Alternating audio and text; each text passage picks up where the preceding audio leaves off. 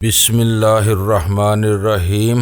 گمنام ہیرو کے معزز ناظرین السلام علیکم۔ آئیے چلتے ہیں کہانی کی طرف۔ واقعہ ہوتے ہی ہیری کسنجر کو اس کی خبر ہو گئی تھی جسے اس نے دیدہ و دانستہ اتنے دن سے چھپایا ہوا تھا، لیکن اس خبر کے انکشاف کے لیے مجھے کسی مناسب موقع کا انتظار کرنا تھا جو اس وقت میسر نہیں تھا۔ یہ تو صرف تحقیق و تفتیش میں دماغ سوزی کا معاملہ ہے، اس میں مجھے کوئی عذر نہیں ہوگا، میں نے سنجیدگی کے ساتھ کہا۔ آج کل میں عملی بھاگ دوڑ سے خود بھی دور رہتا ہوں، لیکن ایک کام اور بھی ہے، اس میں تمہارا اہم رول ہوگا، اس نے جھجکتے ہوئے کہا۔ اس کے بعد کوئی تیسرا کام تو پیدا نہیں ہو جائے گا؟ میں نے تیوریاں چڑھا کر پوچھا۔ نہیں، اس نے پربسوک لہجے میں کہا، اس کے بعد تم آزاد ہو جاؤ گے۔ اس کے سفید جھوٹ پر میں دل ہی دل میں ہنس کر رہ گیا۔ مجھے اچھی طرح اندازہ تھا کہ جب تک میرا دامن صاف تھا وہ اپنا کام لینے کے لیے مجھے ویرا کے نام پر بلیک میل کر رہا تھا، لیکن جب اس کے پاس میرے ملک دشمنی سرگرمیوں کے بارے میں ٹھوس ثبوت آ جاتے تو وہ جب چاہتا میرے اوپر کوئی کام مسلط کر دیتا اور میں ساری عمر کے لیے اس کا غلام ہو کر رہ جاتا۔ میں اس کے احکام ماننے سے انکار کرتا تو وہ میرے خلاف موجود شہادت حکام کے حوالے کرنے کی دھمکی دے کر میرے انتخاب کی راہیں مسدود کر دیتا۔ وہ میرے شبہات نہیں تھے بلکہ سارے ہی سیکرٹ ایجنٹ دشمن ممالک کی سرزمین پر چھوٹے چھوٹے اور بظاہر بے ضرر کاموں سے ابتدا کر کے سادہ لو افراد اور خاص طور پر نوجوان کو پھانستے ہیں۔ ان کا شکار بننے والے مقامی افراد غدار یا ملک دشمن نہیں ہوتے بلکہ غیر ملکیوں خصوصاً لڑکیوں سے بے تکلفانہ دوستی کے شوق میں بعض ایسے کام کر گزرتے ہیں جو ان کی نظروں میں فضول اور بے ضرر ہوتے ہیں لیکن در حقیقت دور رس اثرات کے حامل ہوتے ہیں۔ پھر یہ سلسلہ بڑھتا چلا جاتا ہے اور نوبت کھلے کھلے غدارانہ کاموں کے مطالبے تک پہنچتی ہے تو انہیں ہوش آتا ہے، ان کی قومی غیرت و حمیت جوش میں آ جاتی ہے اور وہ اپنے ضمیر کی آواز پر ملک دشمن سرگرمیوں میں ملوث ہونے سے صاف انکار کر دیتے ہیں اور اس مرحلے پر آئینہ ان کے سامنے سرکا دیا جاتا ہے۔ انہیں بتایا جاتا ہے کہ ضمیر کی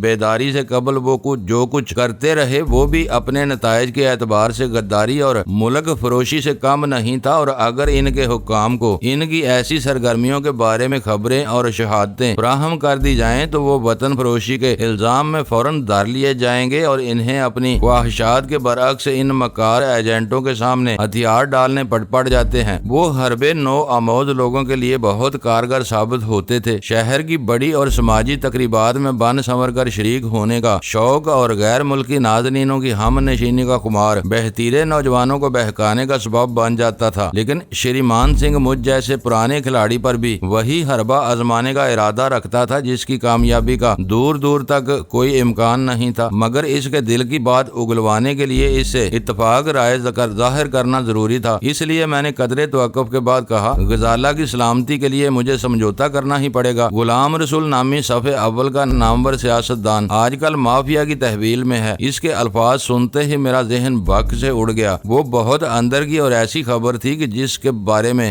ظفر جیسا باخبر آدمی بھی کچھ نہیں جان سکا تھا۔ اگر میں نے اسے اعتماد میں نہ لیا ہوتا تو اس وقت بھی غلام رسول کے بارے میں بے خبر ہی ہوتا، لیکن شریمان سنگھ اس معاملے سے پوری طرح باخبر معلوم ہوتا تھا۔ مافیا والے اسے پاکستان سے نکال کر بھارت پہنچانا چاہتے ہیں لیکن ہر طرف کڑی نگرانی ہونے کی وجہ سے کامیاب نہیں ہو پا رہے۔ وہ اپنی بات جاری رکھتے ہوئے کہہ رہا تھا، ہماری اور پاکستانی حکومتوں کے درمیان کشیدگی ہونے کی وجہ سے اکثر و بیشتر ہماری نگرانی ہوتی رہتی ہے، اس لیے ہم تسلسل کے ساتھ مافیا والوں سے رابطہ نہیں رکھ سکتے اور ہمارا کام ایک آدھ ملاقات سے نہیں چلے گا۔ اس لیے میں چاہتا ہوں کہ تم ہماری طرف سے ان سے ملو اور غلام رسول کو ہمارے کونسل خانے تک لے آؤ، اس سے آگے کا سارا کام ہم خود سنبھال لیں گے۔ تمہیں کیسے معلوم ہوا کہ وہ مافیا ہی کی تحویل میں ہے؟ میں نے حیرت سے پوچھا۔ پولیس کے قبضے میں سے اسے اغوا کیے جانے کی خبر تو میں نے اخباروں میں بھی پڑھی تھی، لیکن یہ معلوم نہیں ہو سکا تھا کہ اسے اٹھا لے جانے والے کون لوگ تھے۔ ہمارے پیشے میں خبروں کے ذرائع کبھی ظاہر نہیں کیے جاتے، تمہیں اتنی ہی بات بتائی جائے گی جس کا تعلق تمہارے کام سے ہوگا، تمہیں اس سے آگے کی فکر نہیں ہونا چاہیے۔ یہاں مافیا کو کون چلا رہا ہے؟ میں نے تذبذب اور فکر مندی کا مظاہرہ کرتے ہوئے پوچھا۔ وہ بھی بتا دیا جائے گا، لیکن پہلے تمہاری طرف سے رضامندی کا اظہار ہونا چاہیے۔ اس معاملے میں غزالہ کی رہائی کا کوئی ذکر شامل نہیں ہے، میں نے اسے یاد دلایا۔ تمہاری 50% کامیابی پر یعنی 2 میں سے 1 کام پورا ہونے پر غزالہ تمہارے سپرد کر دی جائے گی، اس نے متانت کے ساتھ کہا۔ اس وقت تک وہ ہمارے پاس رہے گی۔ اس کی دوسری شرط نے مجھے ہلا کر رکھ دیا تھا۔ میں جانتا تھا کہ جدید ترین مواصلات تعمیراتی ترقیوں کی وجہ سے دنیا بہت وسیع نہیں رہی تھی، لیکن مجھے یہ اندازہ بھی نہیں تھا کہ دنیا اتنی مختصر ہو چکی ہوگی کہ ہر شخص ہر بات سے باخبر نظر آنے لگے گا۔ یوں معلوم ہو رہا تھا جیسے وہ سب موت کے سوداگر ہوں، کیونکہ سیاست، غداری، سازشوں کی منصوبہ سازی اور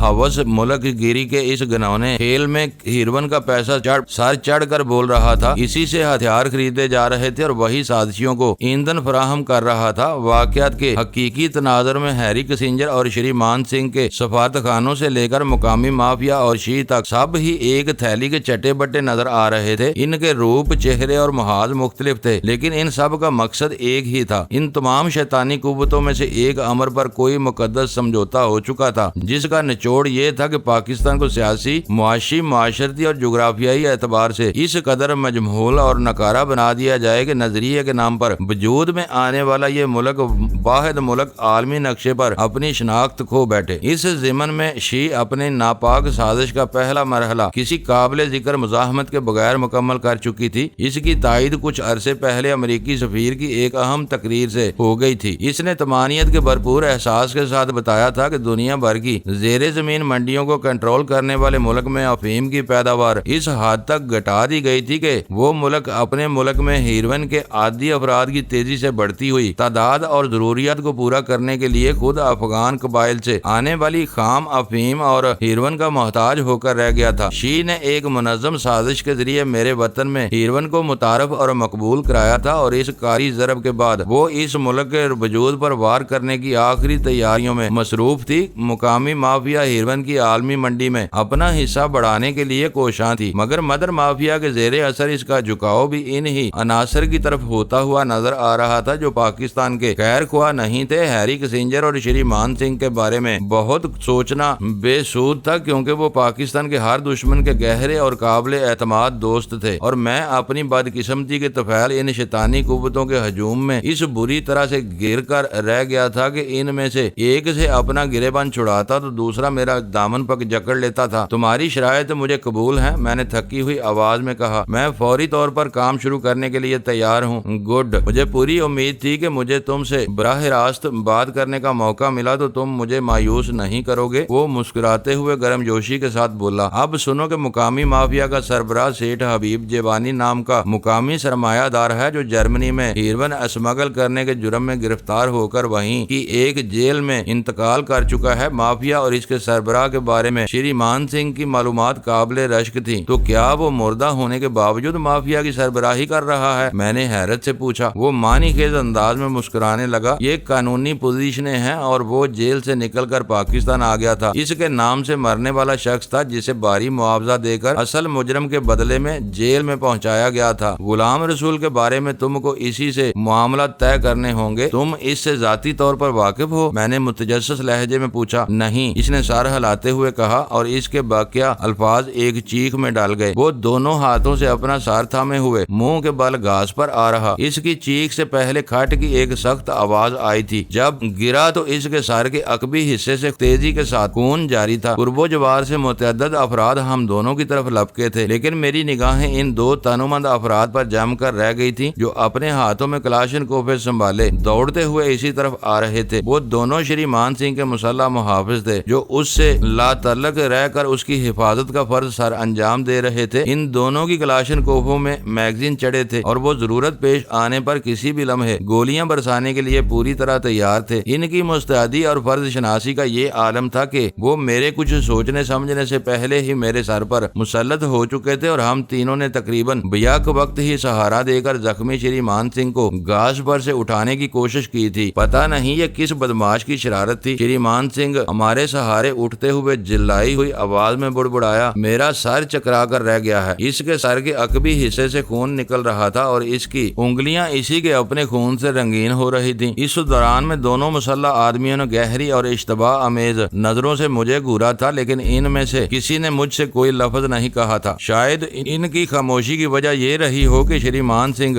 زخمی ضرور ہو گیا تھا، مگر وہ واضح طور پر کسی آتشی ہتھیار کا وار نہیں تھا۔ اس کے سر کے پچھلے حصے میں گولی لگی ہوتی تو وہاں نہ صرف خون کا تالاب بن جاتا، بلکہ شری مان سنگھ بھی بڑبڑانے کے لیے زندہ نہیں رہ سکتا۔ پھر یہ حال کے سبزہ زار پر تفریح یا وقت گزاری کے لیے آنے والوں میں سے کسی کے پاس اتنی فرصت نہیں تھی کہ کہ وہ دوسروں کی مصروفیات پر نظر رکھنے کی کوشش کرتا، اس لیے ہمارے ارد گرد جمع ہونے والوں میں سے کسی کو یہ اندازہ نہیں ہو سکا کہ میں پہلے سے شریمان سنگھ کے ساتھ وہاں موجود تھا۔ لوگوں نے دبے دبے تجسس آمیز لہجے میں اس صورتحال کے بارے میں جاننے کی کوشش کی، لیکن ان دونوں نے تحکم آمیز لہجے میں لوگوں کو ڈانٹ پھٹکار کر وہاں سے منتشر ہونے کے لیے کہا۔ اس وقت وہ اپنے لب و لہجے سے کسی اہم سرکاری محکمے کے سادہ پوش اہلکار معلوم ہو رہے تھے، اس لیے کسی نے بھی ان سے الجھنے کی کوشش نہیں کی اور وہ انہماک سے شریمان سنگھ کی کھوپڑی کے عقبی حصے کا جائزہ لینے لگے۔ کیا ہوا تھا؟ میں نے ہمدردانہ لہجے میں شریمان سنگھ سے سوال کیا۔ اس کی نگاہیں میرے چہرے پر جم گئیں اور اس نے عجیب سے لہجے میں مجھ سے پوچھا، تو کیا تمہیں واقعی علم نہیں کہ میرے ساتھ کیا ہوا ہے؟ فکر نہ کرو، 10 منٹ میں اس سے ہر بات اگلوا لیں گے۔ مسلح افراد کی جوڑی میں سے دبلے پتلے شخص نے دھیمی گراہٹ کے ساتھ کہا میرے سامنے، لیکن شریمان سنگھ نے نرمی کے ساتھ اس کی بات وہیں کاٹ دی اور جلدی سے بولا اس سے بدتمیزی کرنے کی کوئی ضرورت نہیں، یہ میرے ساتھ باتیں کرنے میں مصروف تھا۔ مجھے یوں محسوس ہوا جیسے کوئی پتھر بہت تیزی کے ساتھ میرے سر پر لگا ہو۔ میرا نیچے گرنا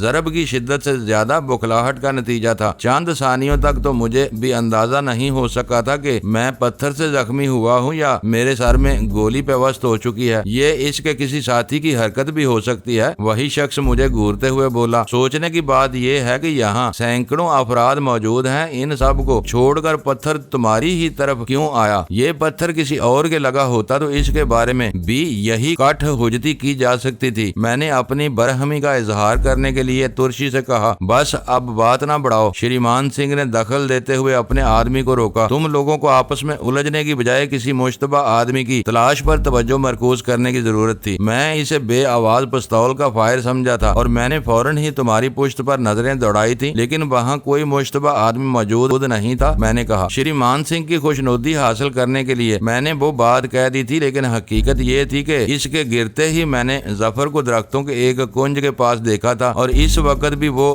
بے پروایانہ انداز میں ہمارے قرب و جوار میں ہی منڈلا رہا تھا۔ باتوں میں وقت ضائع نہ کرو۔ اسی دبلے پتلے محافظ نے مربیانہ انداز میں شریمان سنگھ کی پشت پر ہاتھ رکھ کر کہا، خون کم ضائع ہوا ہے مگر زخم پھول گیا ہے، تمہاری فوری امداد کی ضرورت ہے، یہ باتیں بعد میں بھی کی جا سکتی ہیں، ہوش میں رہو۔ شریمان سنگھ نے غصے سے اس کا ہاتھ دور جھٹک دیا، تم میرے باپ یا افسر نہیں ہو، میں اپنی ضروریات سے بخوبی واقف ہوں، جا کر گاڑی میں میرا انتظار کرو، میں فارغ ہو کر واپس آتا ہوں۔ اسے پھٹکارنے کے بعد شریمان سنگھ نے اس کا رد عمل دیکھنے کی کوشش کیے بغیر اپنا رخ گما لیا۔ وہ دونوں مجھے خوشگمناک نگاہوں سے گھورتے ہوئے واپس چل دیے۔ تم نے کہا تھا کہ یہاں تمہارے کچھ خیر خواہ بھی موجود ہیں؟ چند ثانیوں کے سکوت کے بعد شریمان سنگھ نے استفسار طلب لہجے میں کہا تو تھا۔ میں نے اس کے چہرے پر نظریں گاڑ کر چبھتی ہوئی آواز میں کہا، کیا یہ ان میں سے کسی کی حرکت نہیں ہو سکتی؟ اس نے معروب ہوئے بغیر سوال کیا۔ ہوش کے ناخن لو، میں نے چڑچڑے پن کا مظاہرہ کرتے ہوئے تیوریاں چڑھا کر کہا، میرا نام ڈینی ہے، میرے آدمی پتھر نہیں گولیاں چلاتے ہیں، ان میں سے کوئی تم پر مہربان ہو گیا ہوتا تو تم اس وقت زندہ نہ ہوتے۔ یہ ایک اتفاق بھی ہو سکتا ہے، ممکن ہے کہ کسی بچے کا پھینکا ہوا پتھر تمہارے سر پر آ لگا ہو، کاش وہ پتھر تمہارے لگا ہوتا۔ وہ غصے اور بے بسی کے ساتھ بولا، میں اتنا ناتجربے کار نہیں ہوں کہ بچے کے پھینکے ہوئے بے ضرر پتھر اور پوری قوت سے مارے جانے والے پتھر میں فرق محسوس نہ کر سکوں۔ مجھے واضح طور پر نشانہ بنایا گیا تھا۔ فی الحال میں کچھ نہیں کہہ سکتا، میں نے بے پرواہی اختیار کر لی۔ اپنے آدمیوں سے ملنے کے بعد ہی میں اس پر اسرار واردات کے بارے میں کوئی رائے قائم کر سکوں گا۔ میں نے دونوں کام تمہیں بتا دیے، وہ بولا، میرا فون نمبر تمہارے پاس ہے، جیسے ہی کوئی خبر ملے مجھ سے فون پر رابطہ قائم کر لینا، میں انتظار کروں گا، لیکن غزالہ کے بارے میں اپنا وعدہ یاد رکھنا۔ میں نے اسے یاد دہانی کراتے ہوئے کہا، تم فکر نہ کرو، رجنی کا معاملہ اگلی ملاقات میں طے کیا جائے گا۔ رجنی کا ذکر کرتے ہوئے اس کا دانہ بگڑ گیا تھا۔ ڈپٹی کے نام سے مخاطب کیے جانے والا شخص اپنے ساتھی سمیت واپس جا چکا تھا، اس لیے ہم دونوں بے فکری سے بات کر سکتے تھے۔ اس تخلیہ کا فائدہ اٹھاتے ہوئے میں نے معنی خیز لہجے میں کہا، یہ یاد رکھنا کہ ہمارے آج کے معاہدے کا رجنی کی ذات سے کوئی تعلق نہیں ہے۔ مجھے یاد ہے اس کی آواز میں تلخی عود کر آئی، لیکن تم بھی یاد رکھنا کہ میں نے اس کے قتل کے لیے تم کو منہ مانگا معاوضہ دینے کی پیشکش کی ہے۔ میری شرط صرف اتنی ہے کہ اس کی لاش دستیاب ہونی چاہیے یا اس کے قتل کا ناقابل تردید ثبوت موجود ہونا چاہیے۔ وہ اپنی بے وفا بیوی رجنی سے حد سے زیادہ بدظن تھا۔ میرے دل میں یہ آرزو مچل رہی تھی کہ میں رجنی کے حسن و جمال اور دوسروں کے ساتھ اس کی فیاضیوں کے حوالے سے شریمان سنگھ کے زخموں پر نمک چمک پاشی کروں، لیکن میں اپنی اس آرزو کو عملی جامہ پہنانے کی جرت نہ کر سکا، کیونکہ اس وقت تک غزالہ شری مان سنگھ کی تحویل میں تھی اور میری زبان کے کچوکے کھانے کے بعد وہ غزالہ کے ساتھ کوئی بھی ناروا سلوک کرنے پر مائل ہو سکتا تھا۔ کسی بھی انسان کے کردار اور گفتار کی ساری خوبیاں اسی وقت تک برقرار رہتی ہیں جب تک اس کی انا پر کوئی کاری ضرب نہ آئی ہو اور اس کے دل و دماغ میں اپنی عزت نفس کا احساس پوری طرح زندہ ہو۔ اپنی یا اپنے قریبی لواحقین کی کسی لغزش کے نتیجے میں یہ عزت نفس ایک بار مجروح ہو جائے تو انسان یک بہ یک اپنے بلند مقام سے گر کر ایک گھٹیا وحشی درندہ بن جاتا ہے۔ گزری ہوئی لغزش کو لوٹانا اور پھر اپنا کھویا ہوا مقام حاصل کرنا اس کے بس اور اختیار سے باہر ہوتا ہے۔ اس لیے تضحیک اور تذلیل سے بچنے کے لیے اس کے سامنے واحد راہ یہی رہ جاتی ہے کہ وہ اپنے گرد و پیش میں موجود تمام لوگوں کے چہروں پر غلاظت کی سیاہی مل کر انہیں ان کے بلند تر مقام سے ایک ایسے نچلے درجے پر گھسیٹ لائے جہاں وہ خود کو ان سب سے برتر نہ سہی تو کم از کم برابر ضرور سمجھ سکے۔ رجنی شری مان سنگھ کی بیوی تھی، لیکن وہ اپنے شوہر کی پیشہ ورانہ کمزوریوں سے ناجائز فائدہ اٹھاتے ہوئے آزادی اور بے راہ روی کی تمام حدوں کو عبور کر چکی تھی۔ خاندان کی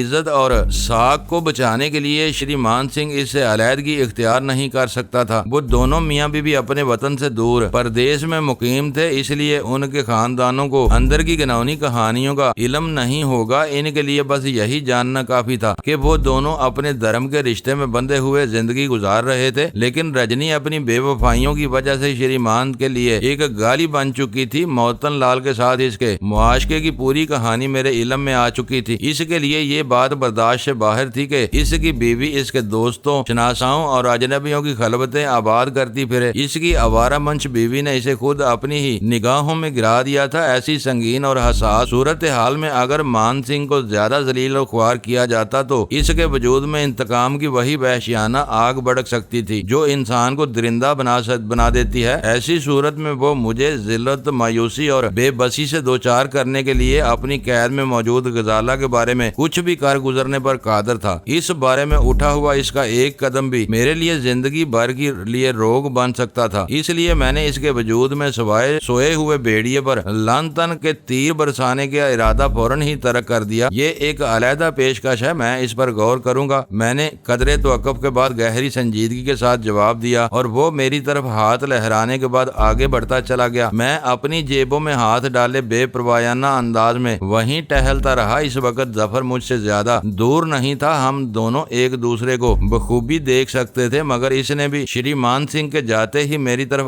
آنے کی حماقت نہیں کی، بلکہ ٹہلتا ہوا اسی طرف چل دیا جہاں اس کی بند وین کھڑی ہوئی تھی۔ شری مان سنگھ کوئی معمولی آدمی نہیں تھا، وہ ایک اہم سفارتی مشن کا اعلیٰ عہدیدار تھا اور اپنی اس پوزیشن کی آڑ میں سنگین ترین سازشی سرگرمیوں میں مصروف تھا۔ اس لیے اس کے بارے میں یہ گمان نہیں کیا جا سکتا تھا کہ وہ اہم معاملات میں کسی بھی قسم کی بے پرواہی یا غفلت کا مرتکب ہو سکتا ہے۔ وہ فیریر ہال کے سبزہ زار کے آگے بنی ہوئی سرخ سیڑھیاں اتر کے غائب ہو چکا تھا۔ اس کے انتظار میں کھڑی ہوئی گاڑی بھی روانہ ہو چکی تھی، لیکن مجھے پورا یقین تھا کہ اس گاگ سفارتکار نے میری نگرانی کے لیے اپنے کسی نہ کسی آدمی کو وہاں ضرور چھوڑا ہوگا جو میرے ساتھیوں کو پہچاننے کے علاوہ میرا پیچھا کرنے کی کوشش بھی کرے گا۔ اس نتیجے پر پہنچنے کے بعد میں خود بھی فیریر ہال کے اس بند پھاٹک کی طرف چل دیا جہاں پختہ سڑک پر میری کار کھڑی ہوئی تھی۔ ظفر یا اس کے ساتھیوں میں سے کسی نے میری طرف آنے کی کوشش نہیں کی اور میں اپنی گاڑی وہاں سے نکال کر روانہ ہو گیا۔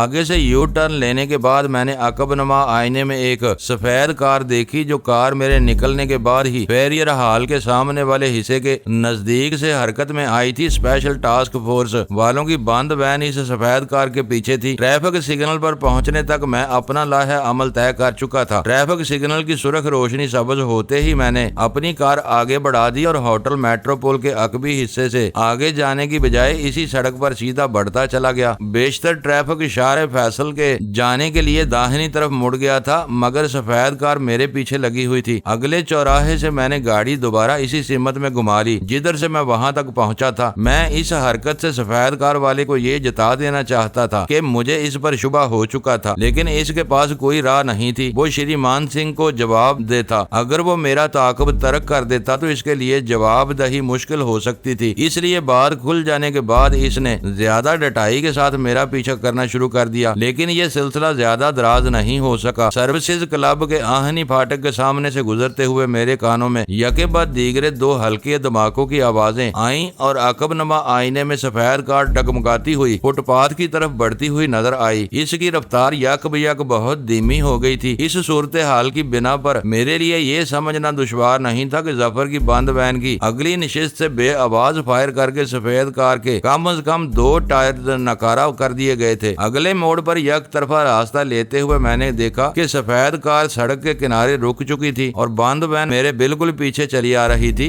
باقیہ سفر کسی قابل ذکر واقعے کے بغیر نہایت تیز رفتاری کے ساتھ طے ہوا اور تھوڑی ہی دیر میں دونوں گاڑیاں آگے پیچھے اس مکان کے احاطے میں داخل ہو گئیں جہاں اسپیشل ٹاسک فورس کا ٹھکانہ تھا۔ ظفر وین کی اگلی نشست سے اترتے ہی تیزی کے ساتھ میری طرف آیا تھا، اس کے پیچھے سلطان شاہ تھا، جبکہ ایس ٹی ایف کے باقی آدمی وہیں رک گئے تھے کیونکہ انہیں رجنی کو پوری احتیاط کے ساتھ اندر لے جانا تھا تاکہ وہ اس مکان یا اس کے مکینوں میں سے کسی کو شناخت نہ کر سکے۔ وہ بھاگنے والی لڑکی کا کیا چکر تھا؟ ظفر نے چھوٹتے ہی مجھ سے سوال کیا۔ اس ذکر پر میرا منہ بن گیا۔ کچھ بھی نہیں، وہ شری مان سنگھ کا فراڈ تھا، لیکن لوگ تو بتا رہے تھے کہ تھوڑی دیر پہلے کوئی جوان سال لڑکی بھاگ نکلی تھی جس کے پیچھے کئی آدمی بھی بھاگے تھے۔ اس نے حیرت سے کہا، آخر وہ کون تھی؟ سلطان شاہ پورے وقت وین میں بند رہا تھا، اس لیے اسے اس معاملے کے سر پیر ہی کا کچھ پتہ نہیں تھا، اس لیے وہ ہم دونوں کی گفتگو پوری توجہ سے سن رہا تھا۔ کسی نامعلوم لڑکی کو وہ اپنے ساتھ لایا تھا جس نے آتے ہی دوڑ لگا دی تھی۔ اس کا مطلب ہے وہ شروع ہی سے بدنیتی پر آمادہ تھا، لیکن اس نے رجنی کی واپسی کا مطالبہ تو کیا ہوگا۔ سلطان شاہ نے بات سمجھ جانے کے بعد پہلی بار ہماری گفتگو میں شریک ہوتے ہوئے سوال کیا، اسے رجنی سے ذرا سی بھی دلچسپی نہیں ہے؟ میں نے کہا، کیا مطلب؟ ظفر بری طرح چونک کر میری طرف متوجہ ہو گیا۔ اس اثنا میں ہم ظفر کے دفتر تک پہنچ چکے تھے، اس لیے نشستیں سنبھالنے تک میں خاموش رہا۔ تم نے میری بات کا جواب نہیں دیا۔ بیٹھ جانے کے بعد ظفر نے مجھے ٹوکا، وہ رجنی سے ہمیشہ کے لیے اپنا پیچھا چھڑانا چاہتا ہے۔ میں نے آہستگی سے کہا۔ میرے اس انکشاف پر وہ دونوں ہی حیران رہ گئے، جیسے میں نے کوئی انہونی بات کہہ دی ہو، لیکن یہ ملاقات تو رجنی اور غزالہ کے تبادلے کے لیے ہی طے ہوئی تھی۔ سلطان شاہ بولا، وہ ایک بہانہ تھا، میں نے کہا، اور پھر انہیں پوری کہانی سناتا چلا گیا۔ اس کہانی کا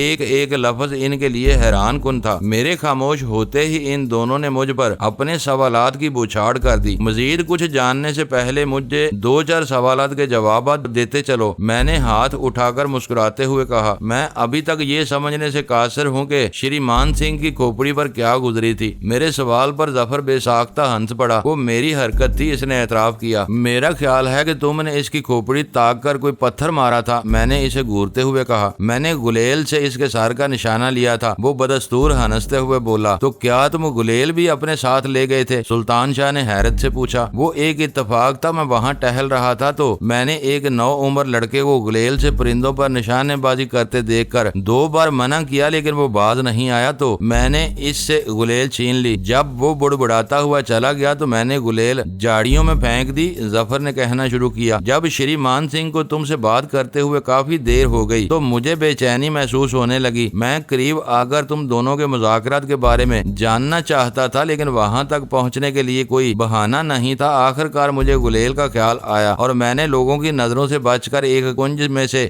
گلیل چلا دی۔ میرا نشانہ ٹھیک رہا، لیکن میرا مقصد پورا نہیں ہو سکا۔ مسلح آدمیوں کو دیکھتے ہی مجھے تمہاری طرف آنے کا ارادہ ترک کرنا پڑا۔ مجھے الجھن تھی کہ غزالہ یا رجنی کے سامنے آئے بغیر تمہارے مذاکرات طول کیوں پکڑ رہے تھے۔ اس کا مطلب ہے کہ شری مان نے صحیح اندازہ لگایا تھا۔ میں نے گہرا سانس لے کر کہا، اس کا کیا اندازہ تھا؟ ظفر نے متجسس لہجے میں مجھ سے سوال کیا۔ تھوڑی اور کند چیز کی ضرب پڑتے ہی اس نے سمجھ لیا تھا کہ وہ کوئی پتھر تھا۔ میں نے کہا، پھر پوچھا، اور سفید کار کے ٹائروں کو کیا ہوا تھا؟ مجھے پہلے ہی اندازہ ہو گیا تھا کہ وہ شری مان سنگھ کا آدمی ہے۔ ہم اسے اپنے پیچھے لگا کر یہاں تک لانے کا قطرہ مول نہیں لے سکتے تھے، اس لیے میں نے اس کے ٹائروں کو نکارہ کر دیا۔ وہ بولا، میں نے ٹائر پھٹنے کی آواز سنتے ہی بے آواز فائروں کے بارے میں سوچا تھا۔ سلطان شاہ بولا، اب تم بتاؤ کہ یہ کیا چکر ہے؟ ظفر پھر میرے پیچھے پڑ گیا۔ اب وہ لوگ تمہیں اعلی کار بنانا چاہتے ہیں، ان کی کوشش بار آور نہیں ہو سکیں گی۔ میں نے کہا، یہ ایک حقیقت ہے کہ ملا سرکار دردناک موت کا شکار ہو چکا ہے۔ اس بار تم لوگوں کی خاموشی میرے کام آئے گی۔ میں انہیں ملا سرکار کی موت سے آگاہ کر کے غزالہ کو ان کے چنگل سے نکالنے میں کامیاب ہو جاؤں گا۔ وہ تمہارے انکشاف پر آسانی سے یقین نہیں کرے گا۔ ظفر نے کہا، وہ میری بات رد کر سکتا ہے، لیکن ہیری کسنجر کی تصدیق کو نظر انداز نہیں کر سکے گا۔ ہیری کسنجر کو کیا پڑی ہے کہ وہ تمہارے معاملے میں ٹانگ اڑاتا پھرے۔ اسے ٹانگ اڑانی پڑے گی کیونکہ اس کی ایک دکھتی رگ میرے قبضے میں ہے۔ وہ کیا؟ ظفر نے اضطراری لہجے میں سوال کیا۔ وہ اول خان کے مقابلے میں خاصا بے صبر تھا۔ میرے پاس کچھ بھی نہیں، لیکن ویرا کے ساتھ مل کر میں اسے یہ باور کرانے میں کامیاب ہو چکا ہوں کہ میرے پاس اس کی غیر ذمہ دارانہ گفتگو کا ایک ایسا ٹیپ موجود ہے جو اس کے سفیر تک پہنچا دیا جائے تو ملازمت سے برطرفی کے ساتھ ہی اسے سرکاری رازوں کے افشا کرنے کے سنگین الزام کا سامنا کرنا پڑے گا۔ یعنی تمہارا خیال ہے کہ وہ اپنی نوکری بچانے کے لیے تمہارے اشاروں پر ناچنے لگے گا؟ ایک حد تک اسے جھکنا ہی پڑے گا۔ میرے مطالبات بڑھ گئے تو شاید وہ بدک بھی جائے، لیکن فی الحال مجھے اپنی کامیابی کا پورا یقین ہے۔ پھر غلام رسول اور مافیا والے معاملے کا کیا بنے گا؟ سلطان شاہ نے پوچھا۔ کیا شری مان سنگھ کا یہ دعویٰ درست ہے کہ غلام رسول مافیا والوں کی قید میں ہے؟ سلطان شاہ کا سوال مکمل ہوتے ہی ظفر سوال کر بیٹھا۔ یہ درست ہے، میں نے سر